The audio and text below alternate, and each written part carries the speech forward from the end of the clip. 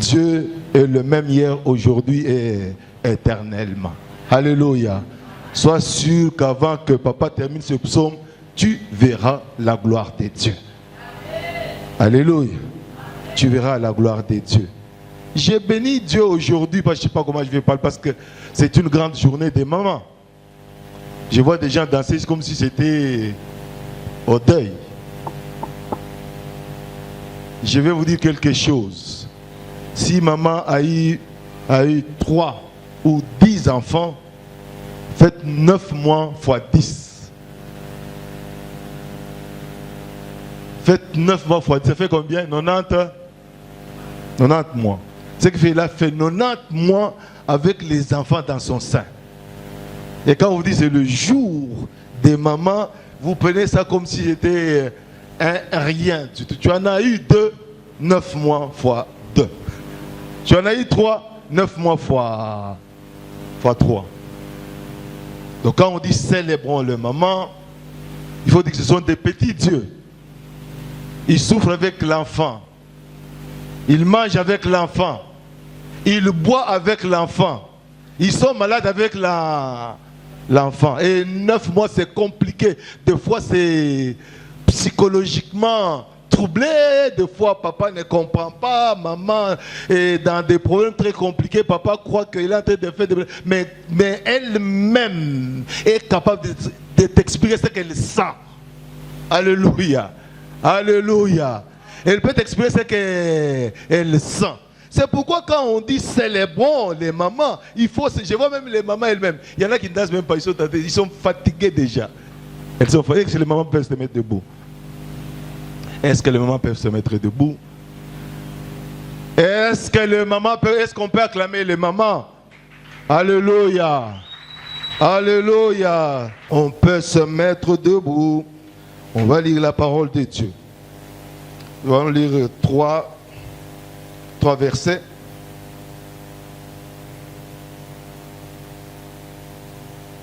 Psaume 23 que nous sommes en train d'exploiter. Le verset 3. Nous lisons au nom de Jésus. J'ai dit Psaume 23, verset 3, que vous connaissez très bien. Nous lisons au nom de Jésus. Il restaure mon âme. Il me conduit dans les sentiers de la justice à cause de son nom. À cause de son nom. À cause de son nom. Nous prenons Proverbe 3. Proverbe 3 de 5 à 6. Proverbe 3, 5 à 6. Proverbe 3, 5 à 6. Nous lisons au nom de Jésus. Confie-toi à l'Éternel de tout ton cœur et ne t'appuie pas sur ta sagesse. Reconnais-le dans toutes tes voies et il aplanira tes sentiers. Il aplanira tes sentiers. Il aplanira tes sentiers. Proverbe 12, verset 3. Proverbe 12, verset 3. Proverbe 12, verset 3. Nous lisons au nom de Jésus. De ceux qui abandonnent les sentiers de la droiture afin de marcher dans des chemins ténébreux. Alléluia. Le dernier, c'est Psaume 84, versets 5 à 6. D'autres, c'est 6 à 7. Psaume 84, 5 à 6 ou 6 à 7. Nous lisons au nom de Jésus. Heureux ceux qui placent en toi leur appui. Ils trouvent dans leur cœur des chemins tout tracés. Lorsqu'ils traversent la vallée de Baca, ils la transforment en un lieu plein de sources. Et la pluie la couvre aussi des bénédictions. Est-ce qu'on peut acclamer le Seigneur? Je vais te mettre au nom de Jésus. Dieu est merveilleux et Dieu est bon.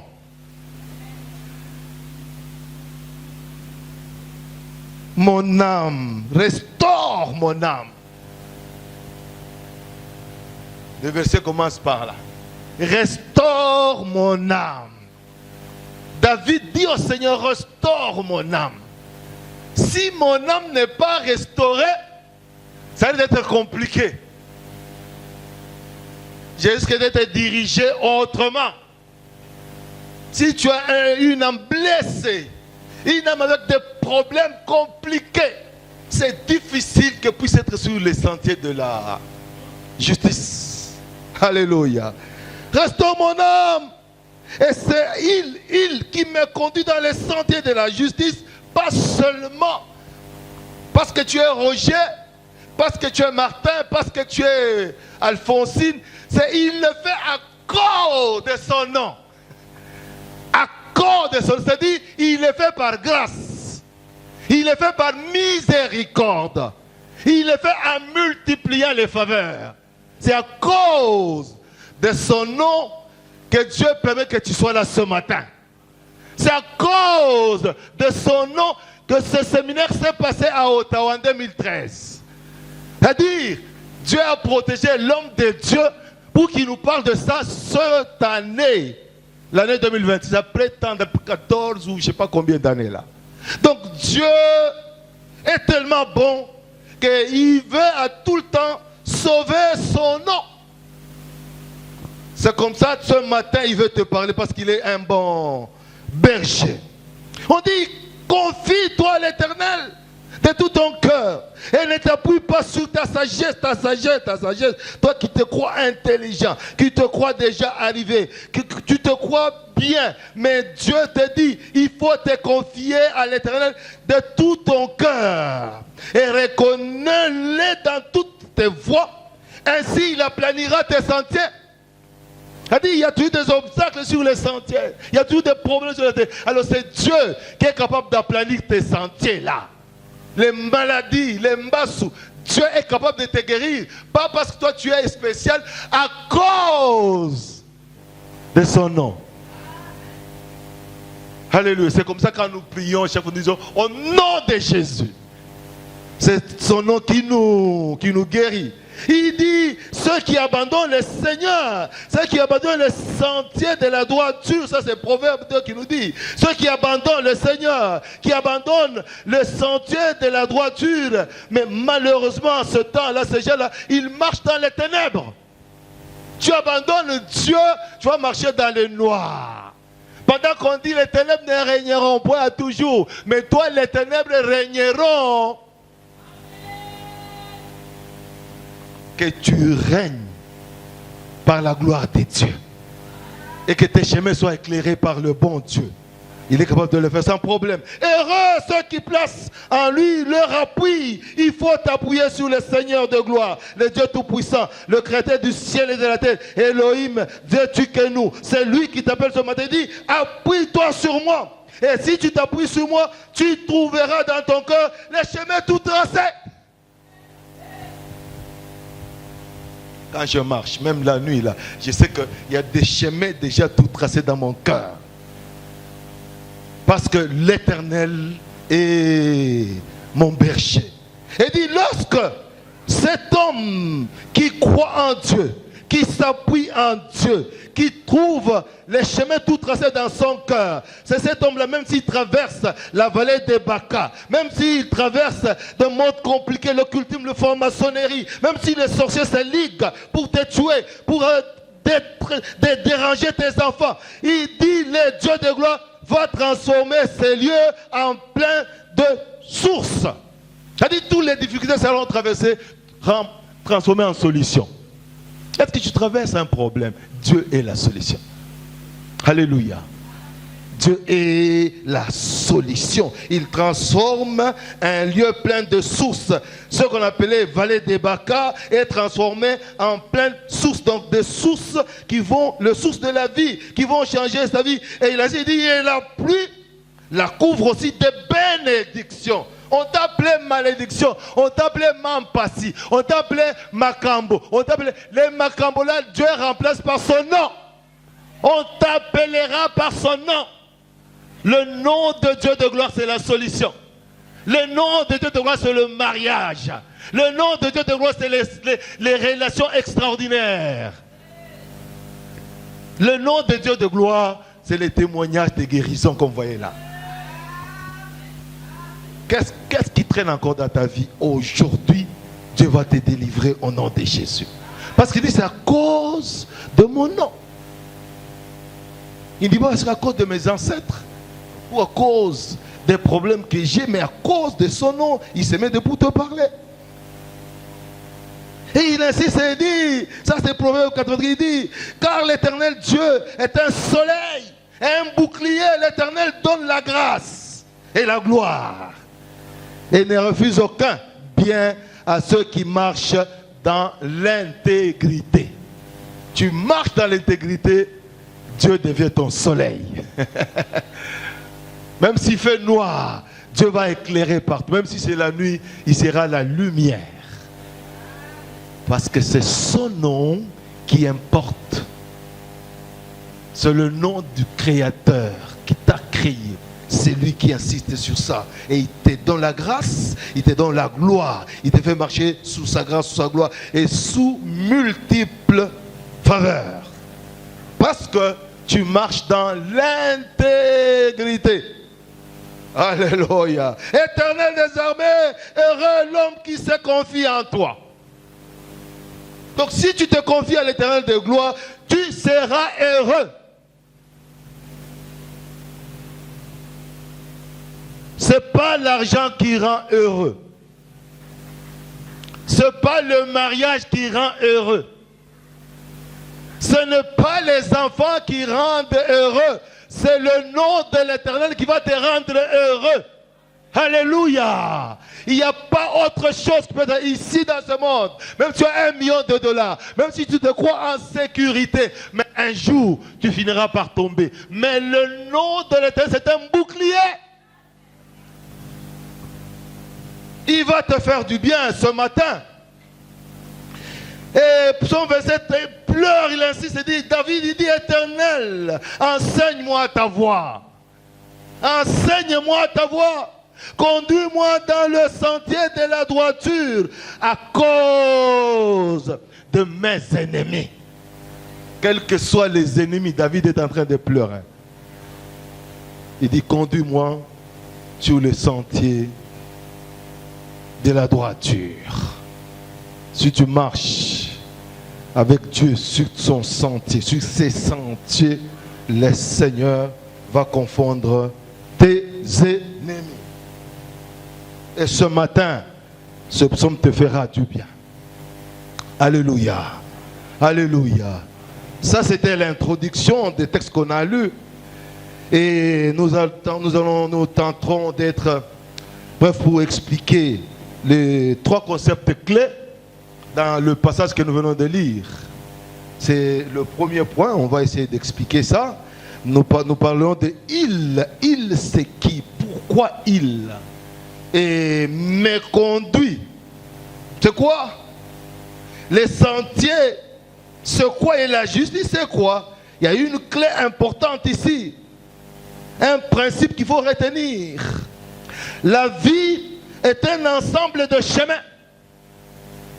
Tu peux oublier autre chose, mais retiens ça. La vie est un ensemble de chemins. Tous les chemins ne mènent pas à la justice. Alléluia. Il y a plusieurs chemins. On ne parle pas des sentiers, si nous parlons de chemins. Il y a plusieurs chemins.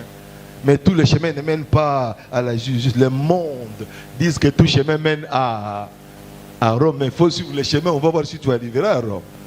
Alléluia. Les chemins sont nombreux, ils sont pluriels, mais ils ne mènent pas à la justice. Le premier grand point, c'est les concepts clés, l'essence de ce mot-là, il. Qui est celui qui conduit? Qui te conduit dans ta vie?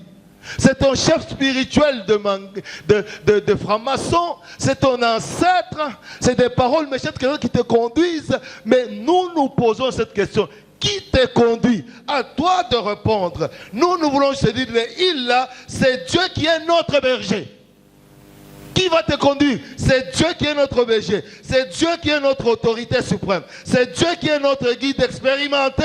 C'est Dieu qui est notre protection. C'est Dieu là qui te... C'est ça, il me conduit. C'est Dieu qui va te conduire. Ce matin, Dieu te conduira jusqu'à ce que tu atteindras tes objectifs.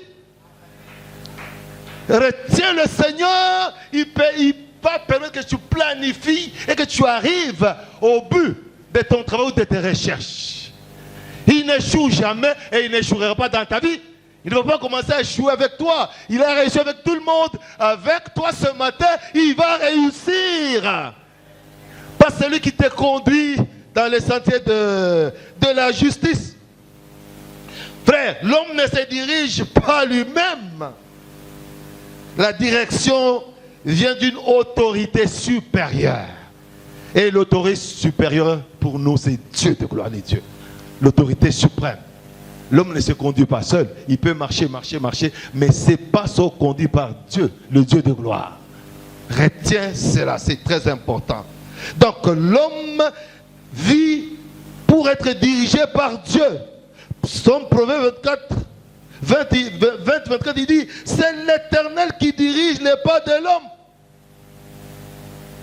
Mais l'homme peut-il comprendre sa voix? Jérémie 10, 23, il dit, je le sais, ô Éternel, la voix de l'homme n'est pas à son pouvoir. Ce n'est pas à l'homme quand il marche à diriger ses pas. Tes pas sont dirigés par le Dieu Tout-Puissant qui retient très bien sa direction. Tu es aveugle, tu marches dans les sentiers, c'est lui qui est devant, c'est le Dieu suprême qui te conduit. Il n'y a pas une autre personne qui peut te conduire. Dieu est merveilleux. Et la justice commence quand Dieu prend la direction de ta vie. La vraie justice commence quand Dieu prend la direction de ta vie. Ce n'est pas parce que tu es magistrat, pas parce que tu es avocat. Un avocat avec l'âme pourrie, il n'exerce pas une vraie justice. Qu'est-ce que signifie être conduit? Qu'est-ce que signifie être conduit? C'est être guidé par qui? Par les dieux de gloire. Être conduit, c'est quoi? C'est être orienté, on l'a dit la fois passée. Être dirigé progressivement, marcher devant pour montrer le chemin. C'est Dieu qui nous montre le chemin. La Bible me dit, Jésus est le chemin, la vérité et la vie. Et c'est lui le chemin. C'est lui qui te conduit, c'est lui qui te dirige. Le sens spirituel, nous voulons dire juste que conduire n'est pas pousser quelqu'un à faire des choses. On l'a dit la fois passée. Mais Dieu ne force pas, il te guide. Alléluia. Et le sens spirituel, c'est juste dire que c'est la conscience ou la direction intérieure qui conduit l'homme vers la justice.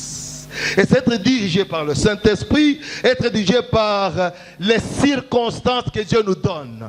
Nous passons ces circonstances, Dieu nous engage dans le sentier de la justice. Être conduit suppose marcher dans l'humilité. Être conduit par le Seigneur suppose être disponible. Un homme qui est conduit par Dieu pour le travail du Seigneur, pour autre chose, il doit être disponible. Si tu n'es pas disponible, en tout cas Dieu te trouve comme un païen. Dans tous, même au travail séculier, si tu n'es pas disponible, on te chasse. Il faut être disponible, et ponctuel et obéissant. Voilà des choses qui nous permettent que Dieu puisse nous conduire. Je vais insister sur ce troisième point. Les sentiers. Quels sont les sentiers? Les sentiers qui nous mènent vers la justice.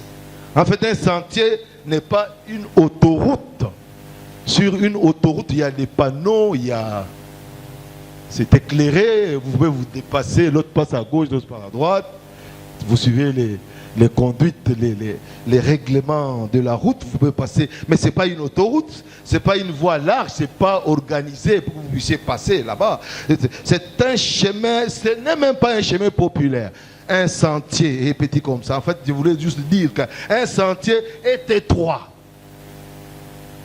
Ceux qui ont déjà visité la forêt équatoriale ou d'autres forêts, vous allez voir que quand vous passez sur les sentiers, c'est petit, c'est une seule personne qui passe. Si un deuxième vient, il faut que toi tu entres en brousse pour que la personne passe. Dans un sentier qui est étroit, qui est très précis, tu sors de ce sentier, tu as les serpents à gauche, tu as les lions à droite. C'est déjà tracé, le sentier est déjà tracé. Et ce sentier est tellement discret que si tu fais un petit mouvement, tu te perds. Tu ne te perds pas en petit, mais tu te perds pour la mort. C'est ça les sentiers dont Dieu nous parle. Et c'est un chemin préparé d'avance. Ce sont des voies parfois difficiles. Surtout s'il a plu. Pour marcher dans la forêt, c'est un problème. Les références, il faut nos frères pygmées, ceux qui vivent dans la forêt, qui sont capables de comprendre. Là, nous sommes déjà là, nous sommes ici. Mais si tu n'as pas un guide là devant, tu vas te perdre. Donc ce sont des chemins parfois difficiles. Et des fois, c'est un parcours personnalisé. Tu es presque seul. S'il n'y a personne pour te guider, il y a plusieurs sentiers, mais tout mène vers la justice. Ça, c'est le sens spirituel quand Dieu nous parle. Les sentiers de la justice. La justice. Qu'est-ce que la justice? Le mot justice signifie rectitude morale. Donc c'est aptitude morale, rectitude morale, la force morale, ce que ça veut dire, c'est la droiture, c'est la conformité à la volonté de Dieu, vie alignée sur les principes divins. C'est ça la justice. Tu dois t'aligner sur les principes divins, c'est-à-dire sur la parole de Dieu. La Bible nous dit ceci par rapport à la justice. En fait, ça nous permet d'avoir des relations justes avec Dieu. C'est là la justice. Il faut avoir des relations justes, pas avec n'importe, mais avec Dieu. Dieu te soutient et au-delà, tu as aussi des relations justes avec les hommes. Tu es au travail, tu dois être juste. Parce que Dieu te communique la justice. C'est en fait une intégrité. C'est une intégrité. C'est comme ça que nous l'avons lu, Psaume 83 nous dit, car l'Éternel Dieu est un soleil et un bouclier. L'Éternel donne la grâce et la gloire. Il ne refuse aucun bien à ceux qui marchent dans l'intégrité. Si tu marches dans l'intégrité, tu seras ami de Dieu. Dieu va te défendre, Dieu va te guérir, Dieu va te donner le mariage, Dieu va te donner des relations, Dieu va te nommer, Dieu va. Il va, les 3 points de suspension, tu ajoutes ce que Dieu peut faire pour toi. Parce que tu marches dans l'intégrité. Alléluia. Marche dans l'intégrité, tu seras sur le sentier de la justice. Alléluia. Alléluia. Le deuxième grand point, j'ai terminé le concept. Le deuxième grand point, c'est les 3 dimensions des sentiers de la justice. Il y a 3 dimensions de sentiers de la justice. Il y a la justice intérieure. La première dimension, c'est la justice intérieure. La justice intérieure qui commence par transformer d'abord le cœur de l'homme. La justice intérieure. Tu t'appelles juste, ton cœur doit être transformé. Tu t'appelles, je suis pasteur, je suis un homme juste, je suis avocat, je ne sais pas qui, un homme de droit. Mais nous insistons, comme Dieu le dit ici, pour que tu aies une justice intérieure, c'est ton cœur qui doit être transformé en premier lieu. Tu dois travailler ton cœur. Tu dois travailler tes pensées. Les pensées sont dirigées de quelle manière? Je suis avocat, je suis juriste, je suis ceci, cela, homme de droit, cour constitutionnelle, cour de cassation, tout ce que vous voulez. Mais un cœur pourri des mensonges et de la corruption. Le cœur pourri, le cœur en train de transpirer la corruption. Tu n'es pas un homme juste. Transforme ton cœur, transforme tes pensées et transforme tes intentions. Je pensais que tu allais dire Amen. Alléluia. Tu Tu es président de la Cour de cassation, Cour constitutionnelle. Mais tes intentions, c'est la corruption. Tu attends que le pasteur vienne demain pour te donner l'argent. Les pasteurs ont eu des problèmes très sérieux. Hein. Tu as des problèmes. On te pasteur, attention que ça pasteur, il faut payer sa mbongo. Eh, Nzambe Nangai. Frères et sœurs, travaille ton cœur, travaille tes pensées et travaille même tes intentions. Alléluia. La Bible dit, ce n'est pas seulement tuer, mais quand tu as des regards sur la femme d'autrui, tu as déjà les intentions, tu as déjà péché. Il y a des gens qui tuent déjà dans leur cœur. J'étais à un mariage, on était avec Maman Mado. Le garçon qui s'est marié, son père avait divorcé, divorcé c'est trop dire, mais son père avait mis au monde avec une dame, 3 enfants, des métis, des beaux enfants.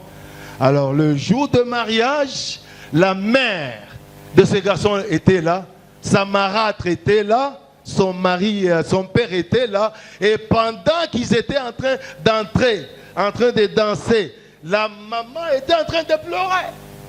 Alors il était avec sa mère, elle était avec sa mère. Alors sa mère lui dit, donc quand le papa est venu quand même saluer sa concubine avec qui il a mis 3 enfants au monde, avec sa marâtre, ils sont quand même dans cette gentillesse là, ils sont venus saluer la famille de garçons qui s'est marié. Alors la coco là, elle se met debout et elle dit, papa, yo na moi si na yo, boyebi ke bolinga ki bo avorter moi na oyo. Donc ils avaient les intentions d'avorter les garçons qui s'est mariés, les beaux garçons qui s'est mariés, qui avaient maintenant de moyens, qui leur donnaient de l'argent. La coque les rappelle. Bolinga qui boit avorter, ceux qui boivent avorter, toi qui as les intentions d'avorter. J'ai quelqu'un qui a fait 30 ans sans enfant parce qu'il avait engrossé une fille et puis il a fui. Le garçon est resté ici, tremblant à gauche et à droite. Il a fait 30 ans en France, seulement, 30 ans en France, c'est seulement les Français. Mais le reste ici, rien. Attention avec les intentions. On a kanisa kikaka, kokanisa. Il y en a qui ont déjà tué les gens. Il y en a qui ont déjà martyré parce que dans son sein là, les intentions sont mauvaises. Alléluia. Comme le Seigneur nous a enseigné, il dit la justice dépasse les apparences. Mais la voie juste commence dans l'âme. Travaille ton âme pour qu'on t'appelle un homme juste. Travaille ton cœur, travaille tes sentiments, travaille pour que tu sois appelé juste et que Dieu te conduise sur les sentiers de la justice. Et les sentiers de la justice, c'est des grandes bénédictions. Alléluia. La justice comportementale. La justice comportementale, elle concerne les paroles. Elle concerne les actes, elle concerne les décisions, elle concerne notre témoignage. Il y a des gens qu'on appelle bic rouge. S'ils parlent, toi-même tu pointes déjà ton péché. Alléluia. Il y a des gens quand ils parlent, il t'a déjà tué. Il a un venin de parler. C'est là la justice comportementale. Travaille tes paroles, travaille tes actes, travaille tes décisions, travaille ton témoignage. Sois un témoin et témoignage pour le Seigneur. Alléluia. La justice vocationnelle par rapport à la vocation, le choix professionnel. C'est que le choix que tu as. Est-ce que le choix va te permettre de travailler dans l'intégrité? Est-ce que l'engagement que tu prends, l'engagement va te permettre de marcher dans la justice, les responsabilités sociales? Est-ce que tu assumes bien tes responsabilités sociales? Est-ce que tu es juste avec les autres dans la société? Est-ce que tu es juste parmi que tu, au travail, dans la vie professionnelle? Est-ce que tu es juste quand tu t'engages avec une femme, avec une fille ou avec un garçon pour le mariage? Est-ce que tu y es juste? Travaille cela. Alléluia. Travaille cela. Et Dieu nous conduit vers l'honnêteté, la fidélité, l'intégrité et la vérité. Le troisième point, pourquoi Dieu nous conduit-il? Le verset dit à cause de son nom. Dieu nous conduit à cause de son nom. Pourquoi? C'est parce qu'il veut défendre sa réputation. Il t'utilise toi pour défendre son honneur, défendre sa réputation. Comme ça, la Bible me dit, celui qui m'honore, je l'honorerai. Si tu honores Dieu, là, Dieu va t'honorer. Tu vas te marier, tu auras des promotions, tu auras de bonnes relations et on va signer. 3 points de 6 pour toi-même, ajoute. Alléluia. Honore le Seigneur. Honore le Seigneur. Il veut que tu puisses défendre ta réputation. Même si on t'enferme dans un hôtel, défends la réputation de Dieu. Même si on te présente $1 million, défends la réputation de Dieu. Même si on te présente une femme là, un homme là, élégant, défends la réputation de Dieu. Parce que quand tu défends la réputation de Dieu, tu défends sa nature et tu défends son caractère. Alléluia. Il dit qu'il t'a créé à son... et à ça. La ressemblance de Dieu, c'est son caractère. Est-ce que quand tu agis, toi, est-ce qu'on peut vraiment te voir que tu es tu es créé à l'image de Dieu? Est-ce qu'on peut voir que tu as la ressemblance de Dieu? Dans ton caractère, il y a des gens, quand ils viennent à l'église,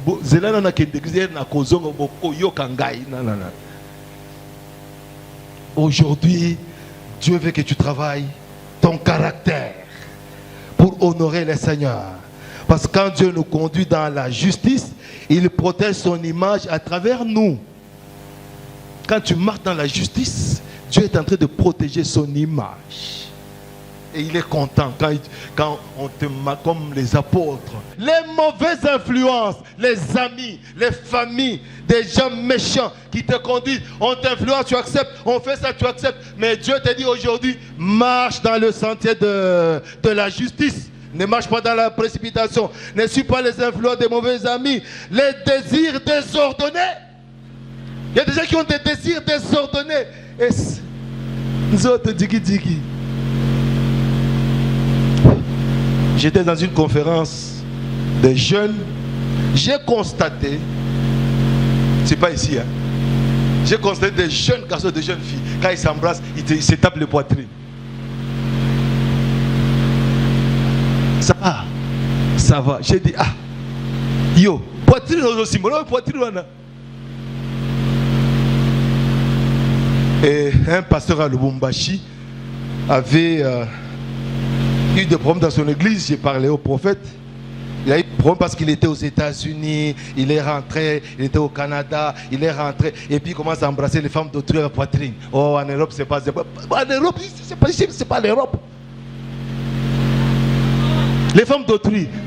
Maman, ça va? Maman, ça va? Maman, ça va? Maman, ça va? Alléluia.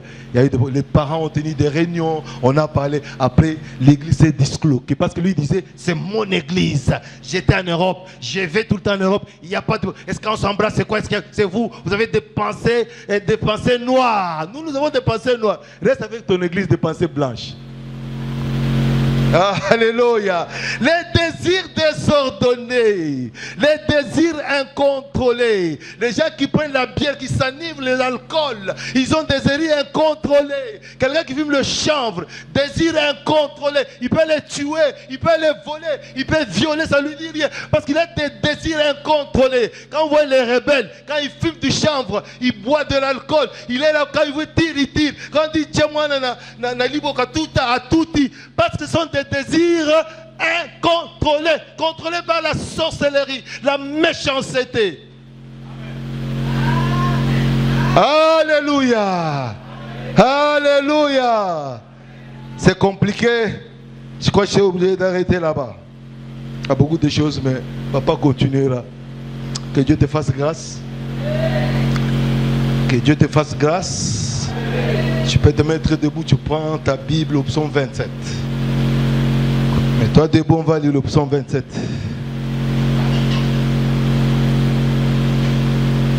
Tu lis avec moi.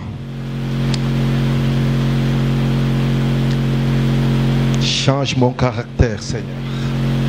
Tu as trouvé le psaume 27. Tu te concentres. Tu te concentres très bien. On va lire ça. Tu peux te mettre debout. On va lire.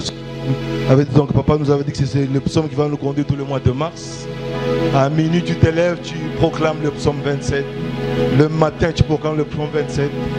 À n'importe quelle heure. Est-ce qu'on peut le lire ensemble? On peut aller ensemble. 1, 2, 3. Ma lumière et mon salut. De qui aurais-je crainte? L'Éternel est le soutien de ma vie. De qui aurais-je peur? Quand des méchants s'avancent contre moi pour dévorer ma chair, ce sont mes persécuteurs et mes ennemis qui chancellent et tombent. Si une armée s'est campée contre moi, mon cœur n'aurait aucune crainte. Si une guerre s'est levée contre moi, je serai malgré cela plein de confiance. Je demande à l'Éternel une chose que je désire ardemment. Je voudrais habiter toute ma vie dans la maison de l'Éternel pour contempler la magnificence de l'Éternel et pour admirer son temple, car il me protégera dans son tabernacle au jour du malheur. Il me cachera sous l'abri de sa tente. Il m'élèvera sur un rocher. Et déjà ma tête s'élève sur mes ennemis qui m'entourent. J'offrirai des sacrifices dans sa tente au son de la trompette. Je chanterai, je célébrerai l'Éternel. Éternel, écoute ma voix. Je t'invoque, aie pitié de moi et exauce-moi. Mon cœur dit de ta part, cherchez ma face. Je cherche ta face, ô Éternel. Ne me cache point ta face. Ne repousse pas avec colère ton serviteur. Tu es mon secours. Ne me laisse pas, ne m'abandonne pas, Dieu de mon salut. Car mon père et ma mère m'abandonnent, mais l'Éternel me recueillera. Éternel, enseigne-moi ta voie. Conduis-moi dans le sentier de la droiture à cause de mes ennemis. Ne me livre pas au bon plaisir de mes adversaires, car ils s'élèvent contre moi de faux témoins et des gens qui ne respirent que la violence. Oh, si je n'étais pas sûr de voir la bonté de l'Éternel sur la terre des vivants, espère en l'Éternel, fortifie-toi et que ton cœur s'affermisse. Espère en l'Éternel. Je vais acclamer le Seigneur. Namonateo, namonateo, namonateo, nzambe mosusu lokola Yesu. Namonateo, namonateo, namonateo, namonateo, nzambe mosusu lokola Yesu. Oh, namonateo, namonateo, namonateo, namonateo, nzambe mosusu lokola Yesu. Oh, namonateo,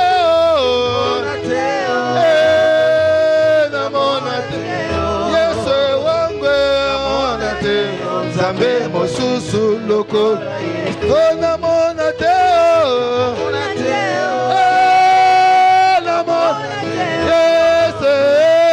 namonateo, Nzambe mosusu lokola Yesu. Je n'ai jamais vu, je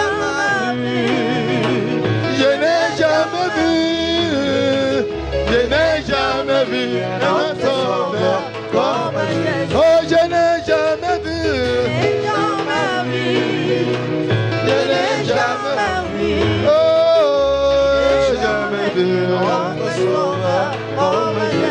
Je n'ai jamais vu, je n'ai jamais vu,